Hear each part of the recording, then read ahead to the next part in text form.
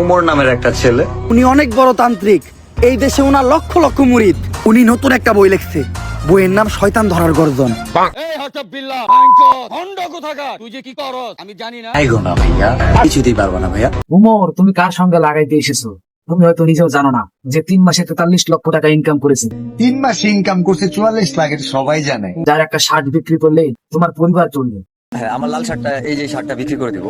যে কন্টেন্ট ক্রিয়েটরদের বাপ তোমার বাপের সঙ্গে লাগাইতে এসেছে। থটস বিলাল অনেকের আব্বা কন্টেন্ট ক্রিয়েশন জগতে। তোমার এখনো সময় আছে, তুমি তার কাছে হার মেনে নাও। মোটিভেশন ছাড়া তোমার আব্বা দেখাইতেছে $4,203, $5,04,000 টাকা মনিটাইজেশন ছাড়া। পারবা? কিছুতেই পারবা না ভাইয়া, লাইগো না ভাইয়া। সবার প্রিয় কন্টেন্ট ক্রিয়েটর হর্ষ বিন্দান, তার সঙ্গে লাগাইতে এসে একটা বই বিক্রি করলে 1,000 টাকা। এই বইটা 1,000 টাকা। কয়েকশো বই বিক্রি করলে তোমার মতো পরিবার নেওয়া তার কোনো ব্যাপারই না। আমি আজকে 1,000 টাকা নিলাম, খেলা শুরু। এখন নাকি লেচু গাছের পাতা বিক্রি করে। থটস অফ বিলাল আজকে থেকে এই লেচু গাছের পাতা বিক্রি করবে। এন্ড প্রতি পাতা যে কিনে নেবে, একটা পাতার দাম 1,000 টাকা। ভাই তুমি জীবনে কি করে খাওয়া? তোমার ক্যারিয়ার তো ধ্বংস হয়ে যাবে ভাই। তুমি কার সঙ্গে লাগাইতে এসছো মাথায় হাত? যার একটা শার্টের দাম যে টাকাটা একটা ফ্যান ফলোয়ারকে দিয়ে দিব।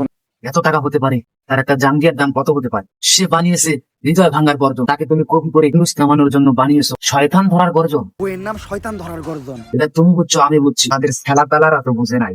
মাথা থাকলে তারাও বুঝতো, কিন্তু তাদের মাথাটা তো আগে খেয়াই দিছে থটস অফ বিল্লাল ভাই। এখন শুধু তার বিসি দুটা বিক্রি করা। থটস অফ বিল্লাল ভাই, বিসি দুটাকে সাবধানে রেখো।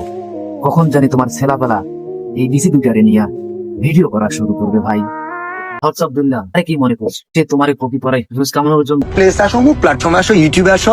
এই যে তোমার আব্বু দেখাইতেছে, দেখো মনিটাইজেশন ছাড়া তোমার আব্বু কি দেখাইতেছে দেখো। যার টিকটকে 9 মিলিয়ন ফলোয়ার, ইউটিউবে 5 মিলিয়ন সাবস্ক্রাইবার। শয়তান ধরার গর্জন তোমার ছেলাপেলাদেরকে শিক্ষা দেওয়ার জন্য মোর ভাই বানিয়েছে। বুঝতো তারা কুত্তার মতো প্যাও প্যাও করতো না। বাবা তাবিজ কিন্তু 50,000 টাকা নিলাম, যদি ভাইরাল না হয়ে পাই আর যদি ভিডিও ভিউ না হয়, ডলার যদি লাখ লাখ না কামে ভাই, পরে কিন্তু দিয়াম।